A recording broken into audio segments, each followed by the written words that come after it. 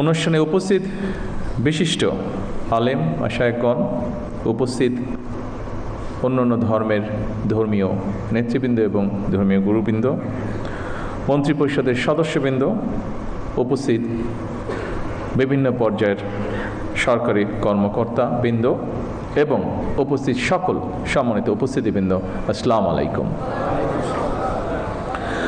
আজকের এই ব্যতিক্রম ধর্মী এই অনুষ্ঠানে আপনারা এমন কিছু মানুষ আজকে এখানে একত্রিত হয়েছেন, কোনো বাধ্যবাধকতা ছাড়াই, মানুষ যাদেরকে সম্মান করে, জীবনের অনেক কঠিন মুহূর্তে যাদের কাছে দুটো ভালো উপদেশ বা সঠিক পরামর্শ মানুষ আশা করে এবং পেয়েও থাকে।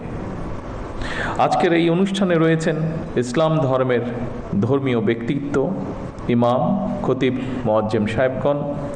উপস্থিত রয়েছেন একই সঙ্গে হিন্দু, বৌদ্ধ, খ্রিস্টান ধর্মের বিভিন্ন নেতৃত্ব, পুরোহিত, সেবায়েত, বিহার অধ্যক্ষ এবং উপাধ্যক্ষ। যে উদ্দেশ্যে আজ আমরা এখানে একত্রিত হয়েছি, ইতিমধ্যেই আপনারা সেটি দেখেছেন, সেটি জেনেছেন, সেটি আপনারা শুনেছেন।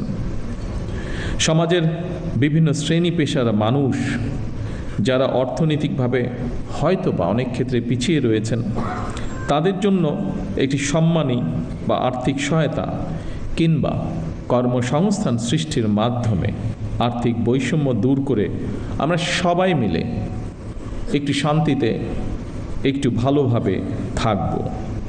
জাতীয় নির্বাচনের আগে আমরা জনগণের কাছে সেই রকমই প্রতিশ্রুতি দিয়েছিলাম। জনগণের রায়, আল্লাহর রহমতে বিএনপি সরকার গঠনের পর ভোটের কালই নখ থেকে মোচনের আগেই আমরা আমাদের সকল প্রতিশ্রুতি ধারাবাহিকভাবে বাস্তবায়নের কাজ শুরু করেছি। আলহামদুলিল্লাহ, এর জন্য আমি আল্লাহর দরবারে লাখো শুকরিয়া আদায় করি। সম্মানিত উপস্থিতিবৃন্দ, আপনারা দেখেছেন অর্থনৈতিকভাবে পিছিয়ে পড়া নারী সমাজের জন্য আমরা ইতিমধ্যেই ফ্যামিলি কার্ড চালু করেছি। পর্যায়ক্রমিকভাবে এই কার্ড সারা বাংলাদেশে 4 কোটি পরিবারের নারী প্রধান তারা প্রত্যেকে ইনশাল্লাহ পাবেন। আগামী 14ই এপ্রিল তথা 1 বৈশাখ থেকে আমরা ইনশাল্লাহ ফার্মার্স কার্ড বা কৃষক কার্ডের পাইলট প্রজেক্ট চালু করব। ইনশাল্লাহ আগামী 16ই মার্চ দিনাজপুর থেকে শুরু হচ্ছে আমাদের খাল খনন কর্মসূচি। আবারও আল্লাহর কাছে শুকরিয়া, আলহামদুলিল্লাহ, আজ থেকে খতিব, ইমাম, মুয়াজ্জিম এবং অন্য ধর্মের ধর্মীয় গুরুদের জন্য আর্থিক সহায়তা বা সম্মানী কর্মসূচির পাইলট প্রজেক্ট চালু হলো।